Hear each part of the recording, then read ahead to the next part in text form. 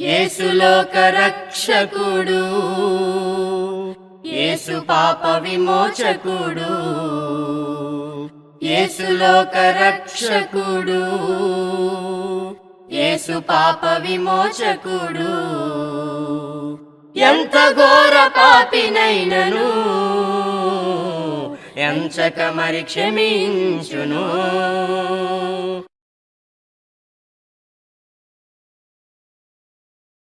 ప్రభునందు ప్రియమైనటువంటి ప్రియ సోదరీ సహోదరులకు రక్షకుడైనటువంటి క్రీస్తు యేసు నామములో నా వందనాలు తెలియజేస్తూ ఉన్నాను.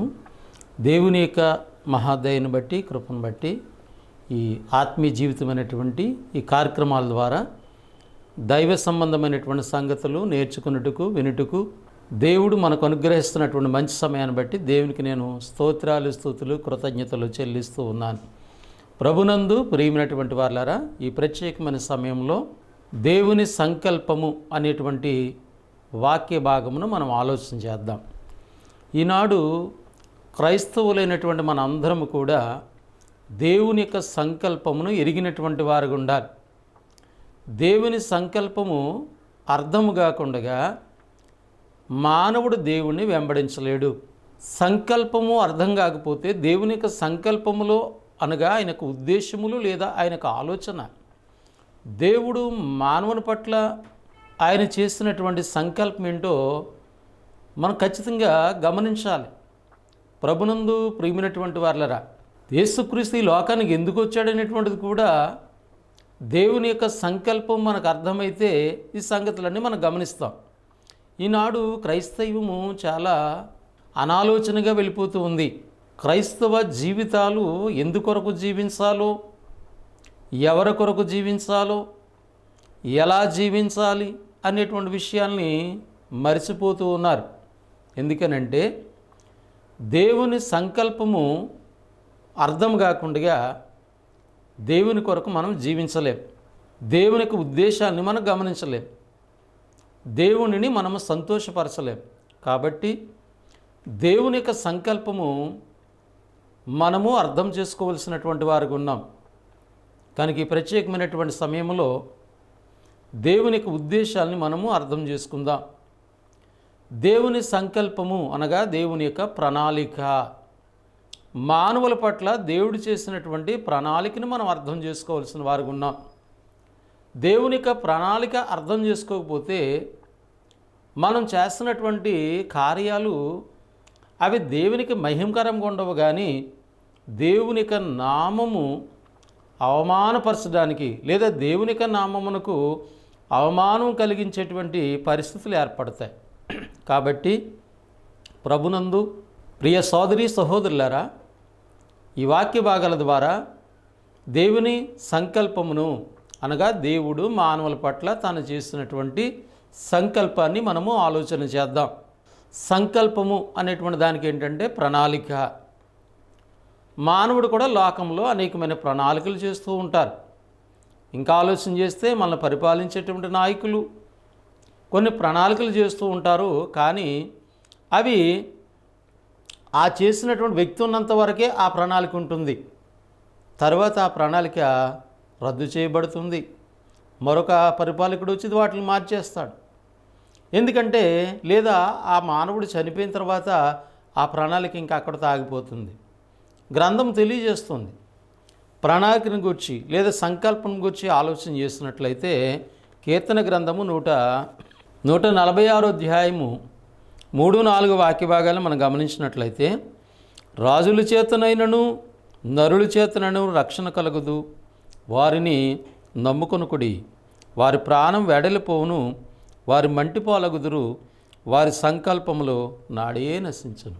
ప్రభునందు ప్రియులారా, రాజుల చేతనైనను అలాగే నరుల చేతనైనను, రాజులు అనగా పరిపాలించేటువంటి వారు, మిమ్మల్ని పరిపాలించేటువంటి వారు మిమ్మల్ని భౌతికంగా రక్షించగలుగుతారేమో కానీ ఆత్మ సంబంధంగా వాళ్ళు రక్షించలేరు. భౌతికంగా ఏదన్నా కొంత సహకారం చేయొచ్చు. కనుక రాజుల చేతనైనను నరుల చేతనను రక్షణ కలగదు, వారు నమ్ముకోకండి. రక్షణ అనే విషయంలో వారు నమ్మితే మీకు ఉపయోగం లేదు. ఎందుకనంటే వారి ప్రాణము వెడలిపోవును, వారు కూడా చనిపోయేటువంటి వారే. వారు తిరిగి మంటిలోకి వెళ్ళిపోతాడు. మానవుడు మంటి నుండి తీయబడ్డాడు గనక తిరిగి మంటికే చేరిపోతాడు. వారి సంకల్పంలో ఆనాడే నశించిపోతాయి. ఏ నరుడు ఏ సంకల్పం చేశాడో ఆ నరుడు మరణంతో ఆ సంకల్పం ఆగిపోతుంది. కాబట్టి మానవ సంకల్పములు శాశ్వతమైనటువంటివి కావు. అవి ఏమవుతాయంటే ఆ మానవుడు ఉన్నంత వరకు మాత్రమే తాను చేస్తున్నటువంటి ఆ ప్రణాళికని నెరవేర్చగలుగుతాడేమో కానీ అది శాశ్వతంగా ఉండేటువంటిది కాదు. కానీ దేవుని యొక్క సంకల్పము చాలా శాశ్వతమైనటువంటిది. దేవుడు చేస్తున్నటువంటి ప్రణాళిక, మానవుల పట్ల ఆయన చేసిన ప్రణాళిక శాశ్వతమైనటువంటిది అనేటువంటి విషయాన్ని దేవుని వాక్యం మనకి జ్ఞాపకం చేస్తుంది. కీర్తన గ్రంథము 33వ అధ్యాయము 11వ వాక్య భాగాన్ని మనం గమనించినట్లయితే, యెహోవా ఆలోచన సదాకాలము నిలుసును, ఆయన సంకల్పములు తరతరములుండును. దేవుని యొక్క ఆలోచనలు, దేవుని యొక్క ఉద్దేశములు, దేవుని యొక్క సంకల్పము అవి సదాకాలం నిలుస్తున్నాయి. ఆయన సంకల్పములు తరతరములు ఉండును. ఒక తరం అయిపోతే మరో తరం, కానీ మానవ సంకల్పము ఒక తరముతోనే ఆగిపోతుంది. కానీ దేవుని సంకల్పము తరము తర్వాత తరము వెంబడి తరము అలా సదాకాలం కూడా నిలిచి ఉండేటువంటి, అంటే ఇది దేవుని యొక్క సంకల్పము శాశ్వతమైనటువంటిది. కాబట్టి మానవుడు దేవుని సంకల్పమును ఎరుగవలసిన వాడిగా ఉన్నాడు. ఆ యొక్క సంకల్పమునకు లోబడవలసినటువంటి వాడిగా మానవుడు ఉన్నాడనేటువంటి సత్యాన్ని మనం గమనించాలి. కనుక రెండు విషయాలు ఇక్కడ మనం గమనించాము. దేవుని ప్రణాళిక ఉంది, సంకల్పం ఉంది. మానవుని యొక్క సంకల్పం ఉంది. మానవుడు శాశ్వతమైనటువంటి వాడు కాదు కాబట్టి మానవుడు చేసినటువంటి సంకల్పము ఆ మానవునితోనే నశించిపోతాయి. కానీ దేవుడు శాశ్వతమైనటువంటి వాడు, నిన్న నేడు ఏకరీతిగా ఉండేటువంటి వాడు, ఆది అంతము లేనటువంటి వాడు ఆయన. కాబట్టి ఆ దేవుడు చేసినటువంటి సంకల్పము శాశ్వతమైనది. కాబట్టి మానవుల పట్ల దేవుడు చేసినటువంటి సంకల్పము చాలా మహోన్నతమైనటువంటిదిగా ఉంది. కనుక మనల్ని గూర్చి, అంటే మానవుని గూర్చి సంకల్పం చేసిన దేవుడి గురించి ముందుగా మనము ఆలోచన చేసి ఆయన సంకల్పమును అర్థం చేసుకుని దానికి అనుకూలంగా మనము జీవించవలసినటువంటి వారుగా ఉన్నామనేటువంటి సత్యాన్ని మనం గమనించాలని ప్రేమతో మనం చేస్తూ ఉన్నాను. అపోస్తుడైనటువంటి పౌలు తిమోతి గారికి ఈ మాట రాశారు. 1 తిమోతి పత్రిక 1వ అధ్యాయం 17వ వచన భాగంలో దేవుడు శాశ్వతమైన వాడు అనే విషయాన్ని అక్కడ జ్ఞాపకం చేశాడు. ఆయన దేవుడు శాశ్వతమైన వాడు కనుక ఆయన చేసినటువంటి సంకల్పము కూడా శాశ్వతముగానే ఉంటుంది అనే సత్యాన్ని మనం గమనించాలని దేవుని యొక్క గ్రంథము తెలియజేస్తుంది. ఆ దేవుడే మానవుని చేశాడు కాబట్టి మానవుడు శాశ్వతమైనటువంటి వాడు కాదు. మానవుడి యొక్క జీవితము పరిమితి కలిగినటువంటిది. బైబిల్ తెలియజేస్తున్నది, ఇంతలో కనబడి అంతలో ఆవిరి వంటి వారు మానవ జీవితాలు. దేవుడు అమరత్వం కలిగినటువంటి వాడు, అంటే దేవుడు మరణము లేనటువంటి వాడు. కాబట్టి మానవుడు దేవుని యొక్క సంకల్పమును గుర్తించాలి. ఆ సంకల్ప ప్రకారంగా మానవుడు జీవించవలసినటువంటి వారుగా ఉన్నాడు. కనుక దేవుడే మానవుని చేశాడు. దేవునికి ఒక ప్రణాళిక ఉంది. ఆ ప్రణాళికలో ప్రాముఖ్యమైనటువంటి శ్రేష్టమైనటువంటిది ఏంటంటే మానవుని యొక్క రక్షణ. అంటే భూమి ఆకాశము లేనప్పుడే, మానవుడు లేనప్పుడే తండ్రి అయినటువంటి దేవుడు తన కుమారుడైనటువంటి యేసుక్రీస్తులో మానవాళ్ళని గూర్చినటువంటి రక్షణ ప్రణాళికను ఏర్పాటు చేశాడు, సిద్ధం చేశాడు, ప్లాన్ చేశాడు. ఆయన ఆ ప్రణాళిక నెరవేర్చుట కొరకు దేవుడు భూమిని ఆకాశమును అందుల సమస్తాన్ని సృజించి ఆ భూమి మీద శ్రేష్టమైనటువంటి వాడిగా మానవుని ఏర్పాటు చేశాడు. భూమి మీద అనేకమైనటువంటి కోట్ల కొలదిగా జీవరాశులు ఉన్నాయి. కానీ జీవరాశులన్నిటిలో శ్రేష్టమైనటువంటి వారు ఎవరంటే మానవుడు. ఎందుకనంటే దేవుడు నేలమట్టితో మానవుని చేశాడు, కానీ ఆ నేలమట్టిగా చేయబడినటువంటి ఆ మానవ దేహము బ్రతకడానికి, చలించడానికి, ఉనికి కలిగి ఉండటానికి దేవుడు తన యొక్క జీవాత్మను ఊదాడు. తన యొక్క జీవాత్మనివ్వగానే నరుడు జీవించాడని మనం దేవుని యొక్క వాక్యం ద్వారా గమనించగలుగుతున్నాం. కనుక ఈ ప్రత్యేకమైన సమయంలో దేవుడు మానవుడి పట్ల చేసినటువంటి సంకల్ప ప్రకారముగానే దేవుడు భూమిని ఆకాశమును అందుల సమస్తాన్ని నిర్మించాడు.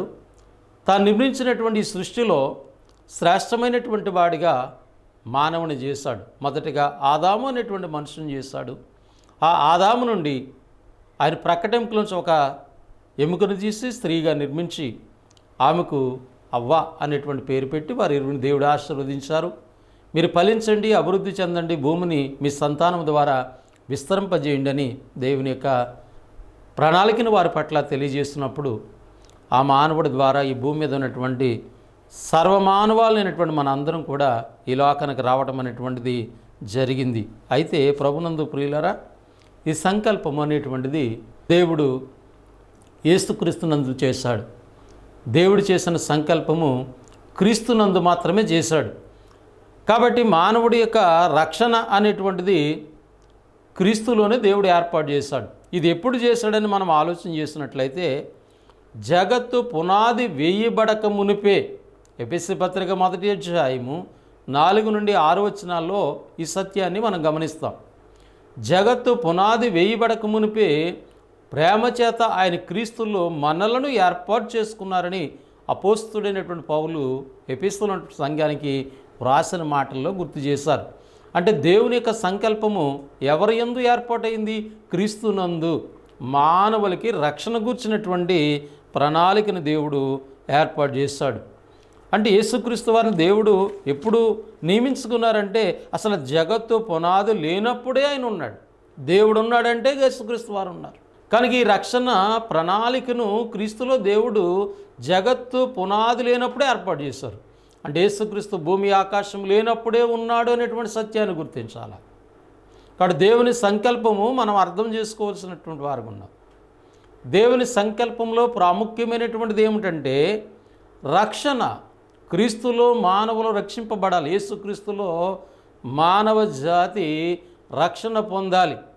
ఎందుకని మనం ఆలోచన చేస్తున్నట్లయితే దేవుడు మానవుణ్ణి తన పోలిక చెప్పిన తన స్వరూపమందు చేశాడు, తన యొక్క జీవాత్మని ఇచ్చాడు. కానీ భూమి మీద మానవుడు పాపం అనేటువంటి దాంట్లో జీవించి పాపంలో పడి పాపం వల్ల మానవుని యొక్క ఆత్మకి నిత్య నరకం అనేటువంటి శిక్షను తెచ్చుకున్నాడు. అంటే మానవుడు మరణం తర్వాత మానవుని యొక్క ఆత్మ శరీరమేమో నేలకు వెళుతుంది, మట్టిలోకి వెళ్ళిపోతుంది. కానీ ఆ శరీరాన్ని బ్రతికించినటువంటి ఆత్మ అనేటువంటిది ఎక్కడికి వెళుతుందంటే నరకానికి వెళ్ళిపోతుంది. మానవునికి ఆత్మ నరకంలో నశించిపోవటం దేవునికి ఎంతమాత్రం ఇష్టం లేదు. కనుక ముందుగానే దేవుడు తన ప్రణాళికలోనే మానవునికి ఆత్మ రక్షణ కొరకు యేసుక్రీస్తు వారిని దేవుడు ఏర్పాటు చేసుకున్నారు. కాబట్టి రక్షణ సంకల్పం అనేటువంటిది క్రీస్తునందు దేవుడు ఏర్పాటు చేశాడు. ఏంటి ఆ రక్షణ సంకల్పం అంటే మానవుని యొక్క ఆత్మ నరకం వెళ్ళకుండగా క్రీస్తునందు రక్షింపబడి వారు దేవుని ప్రేమకి పాత్రలుగా ఉండాలని, మానవుడు మరణం తర్వాత దేవుడిచ్చేటువంటి నెమ్మది కలిగినటువంటి స్థలంలో మానవుని యొక్క ఆత్మ ఉండాలన్నది దేవుని యొక్క ఉద్దేశంగా మనకు పరిశుద్ధ గ్రంథం తెలియజేస్తుంది. ఈ రక్షణ సంకల్పము నెరవేర్చుట కొరకు దేవుడు యేసుక్రీస్తు వారిని ఈ లోకానికి పంపించాడు. మానవ జీవితంలో పాపము పరిపూర్ణమైనది. కాలము పరిపూర్ణమైనప్పుడు దేవుడు తన కుమారుణ్ణి ఈ లోకానికి పంపించాడనేటువంటి సత్యాన్ని దేవుని వాక్యంలో మనం గమనిస్తూ ఉన్నాం. గలతీయులకు రాస్తున్న పత్రిక 4వ అధ్యాయము 4-5 వచన భాగం మనం గమనించినట్లయితే, అయితే కాలము పరిపూర్ణమైనప్పుడు దేవుడు తన కుమారుని పంపెను. ఆయన స్త్రీ యందు పుట్టి మనము దత్తపుత్రులము కావాలని ధర్మశాస్త్రమునకు లోబడి ఉన్న వారిని విమోచించుటకై ధర్మశాస్త్రమునకు లోబడిన వాడాయను. ప్రభునందు ప్రియమైనటువంటి వారులారా, యేసుక్రీస్తు వారు ఈ లోకానికి ఎందుకు పంపబడ్డారు అనేటువంటి సత్యాన్ని మనం గమనించాలి. దేవుడు తన సంకల్ప ప్రకారముగా యేసుక్రీస్తుని ఈ లోకానికి పంపించారు. ఎందుకు పంపించారంటే ఇక్కడ పౌలు చెప్తూ ఉన్నాడు, అయితే కాలము పరిపూర్ణమైనప్పుడు దేవుడు తన కుమారుని పంపెను. ఏ కాలం పరిపూర్ణమైంది? మానవ జీవితాల్లో పాపం అనేటువంటిది పరిపూర్ణమైపోయింది. ఏ ఒక్కడు లేడు, నీతిమంతుడు లేడు, ఒక్కడు లేడు, పాపము చేయనివాడు ఎవడు కూడా లేడు. అందరూ పాపము చేసి దేవుడు అనుగ్రహించేటువంటి మహిమను కోల్పోతూ ఉన్నారు. కనుక పాపము పరిపూర్ణమైపోయింది ఈ లోకములో.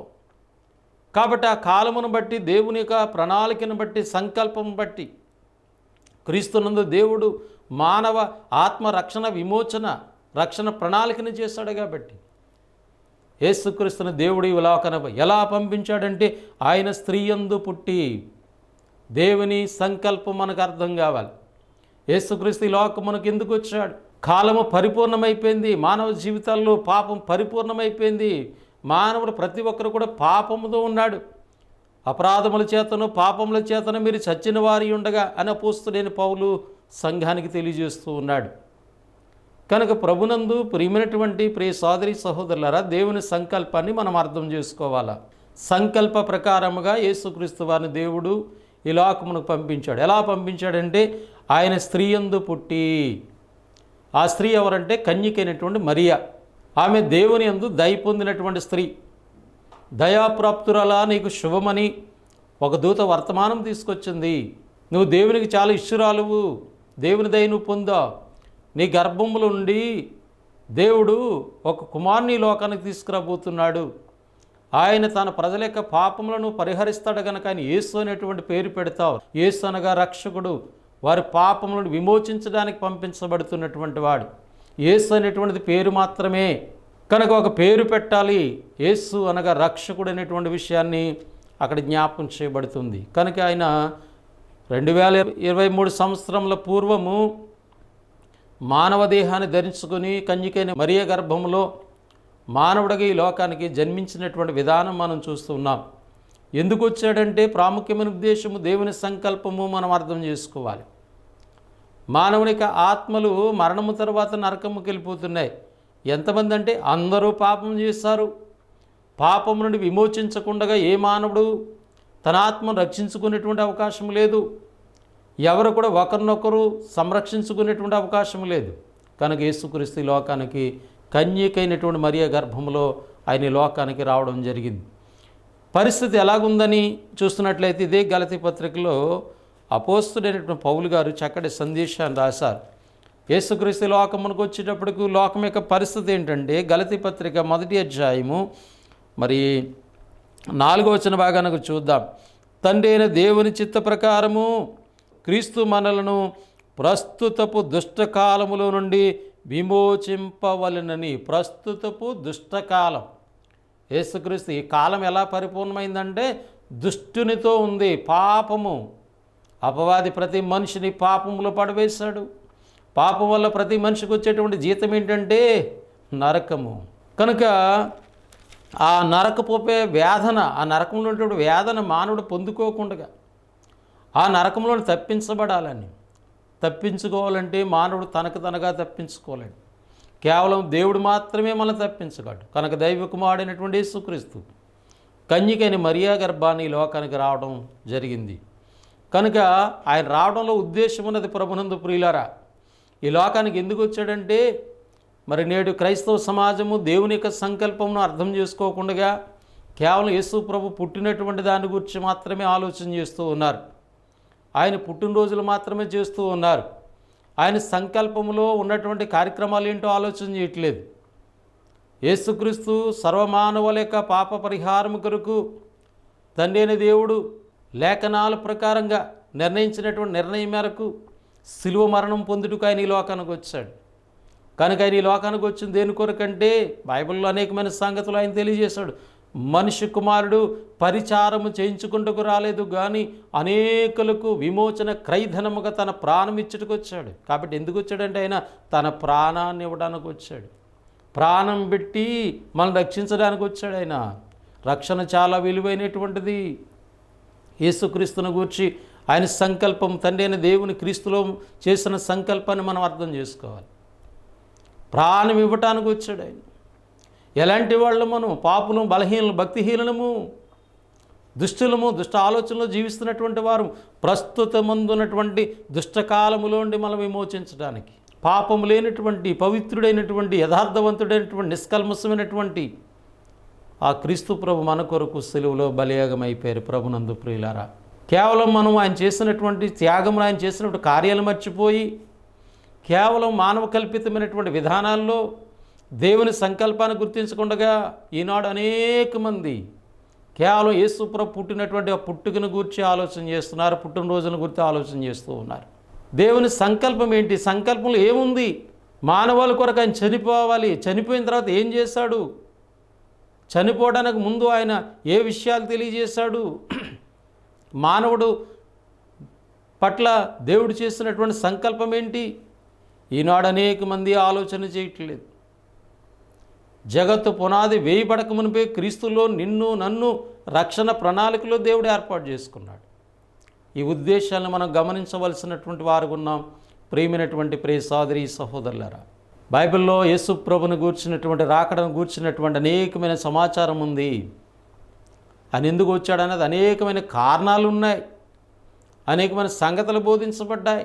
కనుక ఆ సత్యాన్ని మనం గుర్తించవలసినటువంటి వారు ఉన్నాం. పౌలు అంటాడు అనేకమైన సందర్భాల్లో, పాపును రక్షించుటకు క్రీస్తు యేసు ఈ లోకానికి వచ్చాడు. యేసుప్రభు ఎందుకు వచ్చాడంటే ఒక పాపిని రక్షించడానికి. ఆయన నా పుట్టినరోజులు చేయండి అని చెప్పలే. కాబట్టి సాతానుగాడు క్రైస్తవ్యాన్ని మోసం చేస్తుంది. వచ్చిన ఉద్దేశాన్ని, సంకల్పాన్ని అర్థం చేసుకోకుండా కేవలం క్రైస్తవులు సంవత్సరానికి ఒకసారి మాత్రమే ప్రభుని ఈ పుట్టినరోజు సందర్భంగా జ్ఞాపకం చేసుకోవడం, తర్వాత ఎవరిష్టానుసారంగా వాళ్ళు జీవించడం, ఎవరి ఆలోచన ప్రకారంగా వాళ్ళు జీవించడం, కేవలం సంవత్సరానికి ఒక్కసారి మాత్రమే ఆలోచన చేస్తూ ఉన్నారు. మన బైబిల్లో చాలా సంగతులు వ్రాయబడి ఉన్నాయి. దేవుని యొక్క సంకల్పమును మనం అర్థం చేసుకుంటే, ఆ సంకల్పంలో ఉన్నటువంటి విషయాలను మనం గమనించినట్లయితే, యేసు ప్రభు ఈ లోకానికి ఎందుకు వచ్చాడు, ఆయన శిలువ బలియాగం యొక్క ఉద్దేశాలు ఏమిటి అనేటువంటిది మనం గమనించాలి. హెబ్రీయులకు రాసినటువంటి పత్రిక 2వ అధ్యాయము 9-10 భాగంలో కూడా మనం ఈ సమయంలో ఆలోచన చేస్తున్నట్లయితే, దేవుని కృప వలన ఆయన ప్రతి మనుషుని కొరకు మరణము అనుభవించినట్లు, దేవుని కృప వలన ఆయన ప్రతి మనుషుని కొరకు మరణము అనుభవించడానికి వచ్చాడు ఆయన. కాబట్టి మీకు ప్రాముఖ్యమైన సంగతి ఏంటంటే, యేసుప్రభు యొక్క మరణము. ఆయన మరణం కనుక జరగకపోతే, ఆయన మరణించుండకపోతే ఈనాడు నీకు నాకు రక్షణ లేదు. పాపులముగానే చనిపోదు. పాపం వల్ల మనకు ఆత్మ నరకానికి వెళ్ళి ఆ వేదనకరమైన స్థలములు ఎన్నో బాధలు అనిపించును. బైబిల్లో ఎన్నో సంగతులు వ్రాయబడ్డాయి నరకమును గూర్చి. నరకం ఎంత భయంకరంగా ఉంటుందో ఈనాడు మరి అనేక మంది కేవలము ఆ డిసెంబరు ఏదో ఒక తారీఖు పెట్టుకుని ఆ తారీఖు ప్రత్యేకత ఉండటం, ఆ రోజు మాత్రమే సంఘానికి వెళ్ళటం, ఆ రోజు మాత్రమే ప్రభుని గురించి ఆలోచించడం, తర్వాత ఎవరిష్టానుసారంగా వాళ్ళు జీవించడాలు అయిపోయాయి.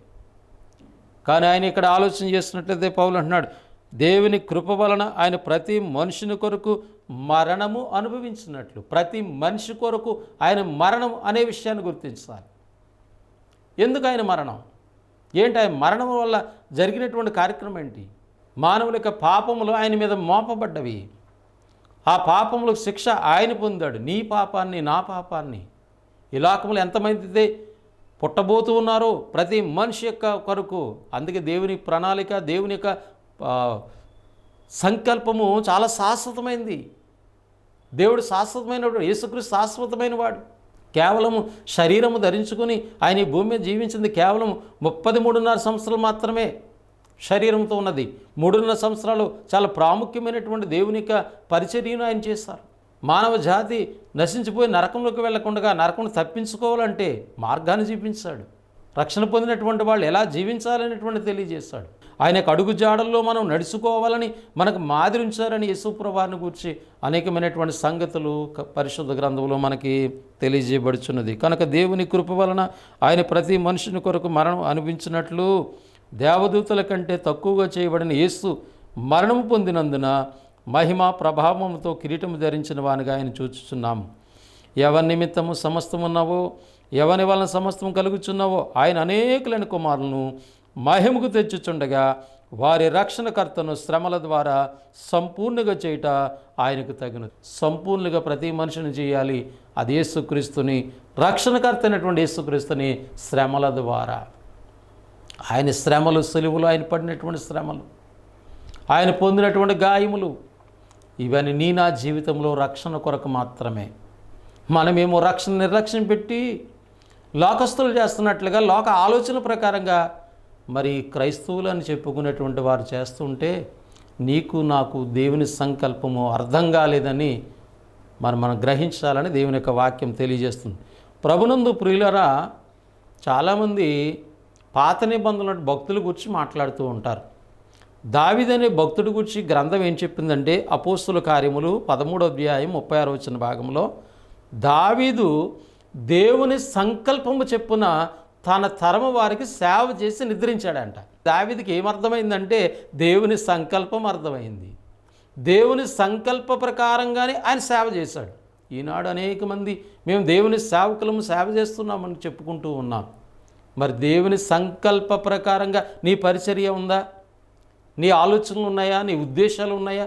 దేవుని సంకల్పానికి బయటికి వెళ్ళిపోతే రక్షణ లేదు. దేవుని ప్రేమకు పాత్రలుగా మనం ఉండము. కనుక దావీదనే భక్తుడే చూడండి, క్రీస్తుకు పూర్వము ఆయన 1000 సంవత్సరాల పూర్వం ఉన్నాడు. క్రీస్తు పూర్వం 1000 సంవత్సరాలకు సంబంధించినటువంటి వాడు దావీదు.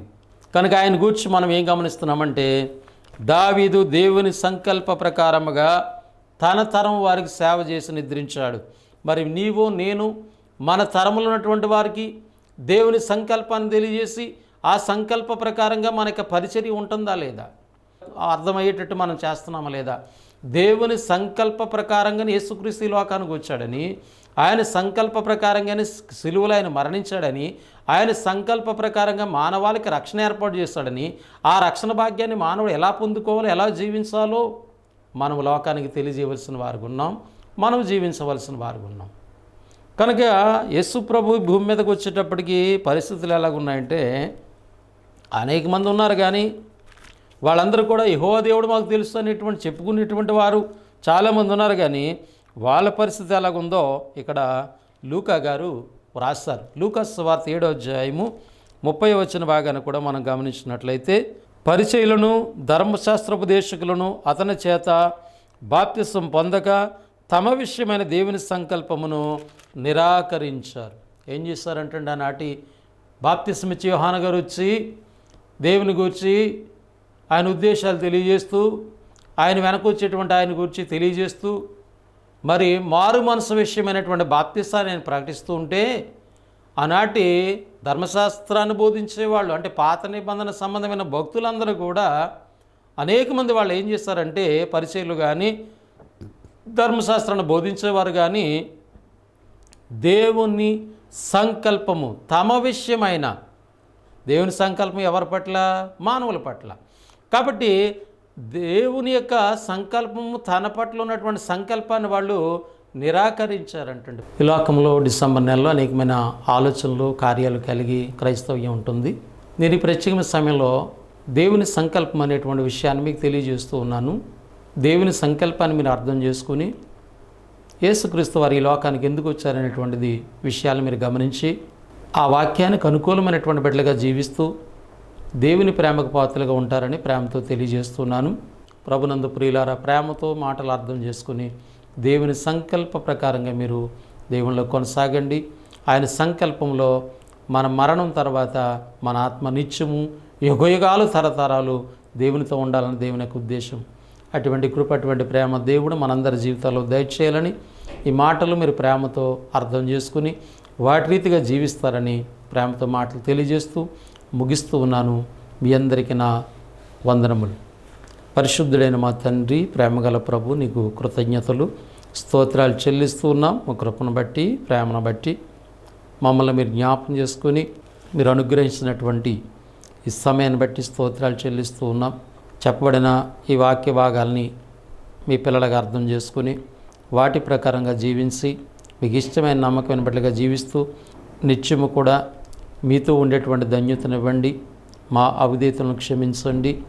ఇంతవరకు మీ కృపను బట్టి అనేకమైన సమయాల్లో మీరు కాపాడుతూ మరొక సమయాన్ని మా జీవితంలో మీరు అనుగ్రహిస్తున్న విధానం బట్టి కూడా స్తోత్రం చెల్లిస్తున్నాను. ఎల్లప్పుడూ మీ ప్రేమలో, మీ కృపలో వర్ధిల్లే బిడ్డలుగా దీవించండి. సంఘములను జ్ఞాపకం చేసుకోండి, సహకారాలను జ్ఞాపకం చేసుకోండి, మా దేశ రాష్ట్ర ప్రజలను జ్ఞాపకం చేసుకోండి. మరి సత్య సువార్తను అనేక మంది వినగల అవకాశం దయచేయండి. ఆటంకములను తొలగించండి. పరిచయలో సహకరిస్తున్న బిడ్డలను దీవించమని ఈ ప్రార్థన విన్నపంలో దయతో అంగీకరించమని యేసుక్రీస్తు నామంలో ప్రార్థించి స్తుతించి వేడుకొనుచున్నాము తండ్రి. ఆమెన్. మీ అందరికీ వందనములు. దేవుడు మిమ్మల్ని, మీ కుటుంబం దీవించి ఆశీర్వదించునుగాక. ఆమెన్.